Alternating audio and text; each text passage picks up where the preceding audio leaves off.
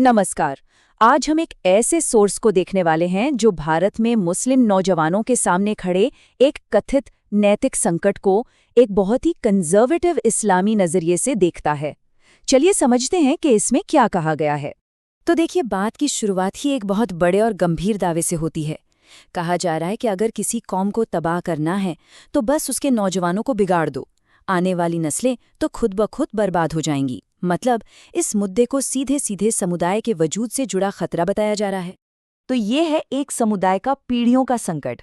और सोर्स का मानना है कि ये खतरा मतलब कोई हवाई बात नहीं है, बल्कि ये एक सोची समझी कोशिश है जिसका सीधा निशाना युवा पीढ़ी है।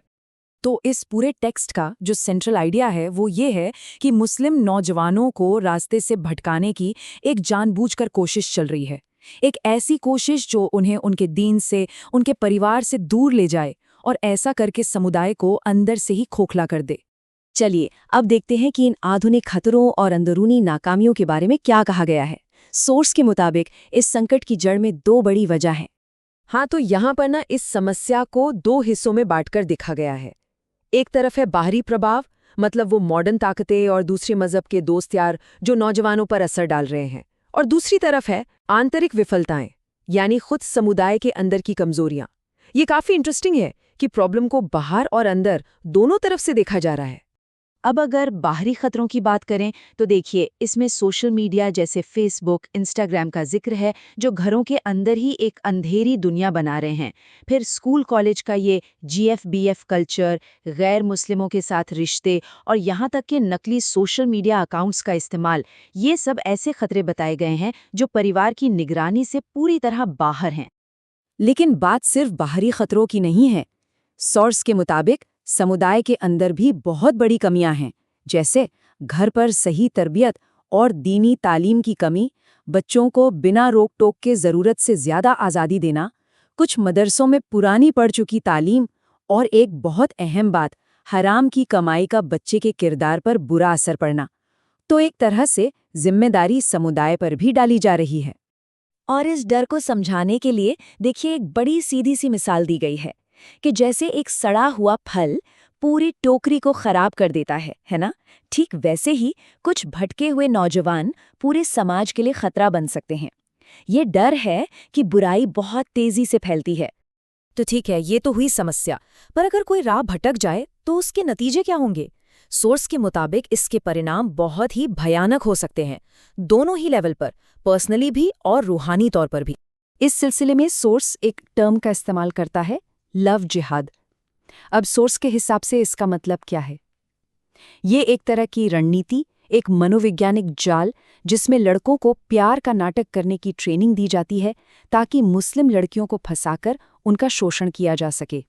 और देखिए, इस बात को कितने इमोशनल तरीके से रखा गया है कि कैसे कुछ दिनों के प्यार में पड़कर लड़कियां उन माँ बाप को भूल जाती हैं जिन्होंने पूरी जिंदगी उनके लिए तकलीफें उठाईं।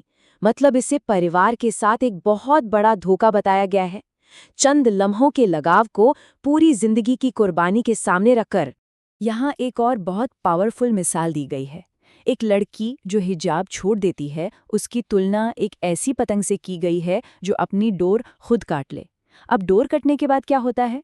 पतंग आसमान से गिरकर पैरों तले रौंद दी जाती है।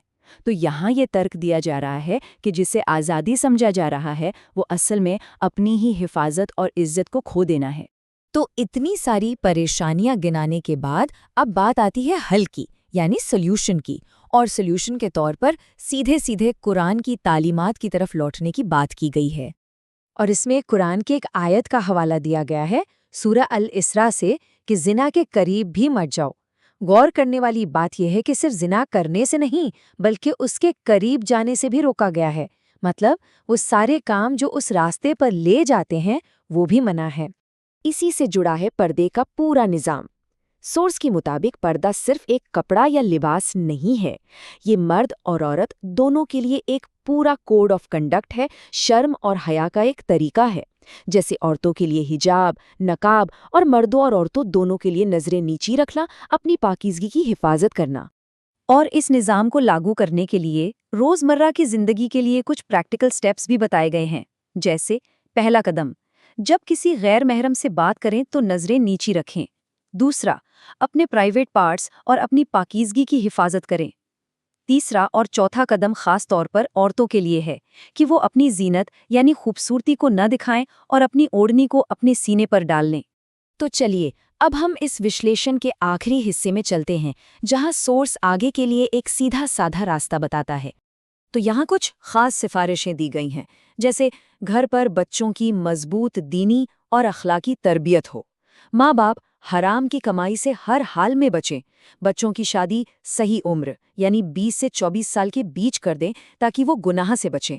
मदरसों के निज़ाम में सुधार हो और लड़कियों को बिना निगरानी के आज़ादी या अनलिमिटेड मोबाइल फ़ोन ना दिया जाए। तो कुल मिलाकर ये एक ऐसा सल्यूशन है जो घर से शुरू होता है और पूरे समाज तक जाता है। और इन सब बातों का निचोड़ क्या है? लेखक के मुताबिक जो आखिरी और पक्का समाधान है वो है जिंदगी के हर मामले में इस्लामी कानून यानी शरीयत पर मजबूती से अमल करना।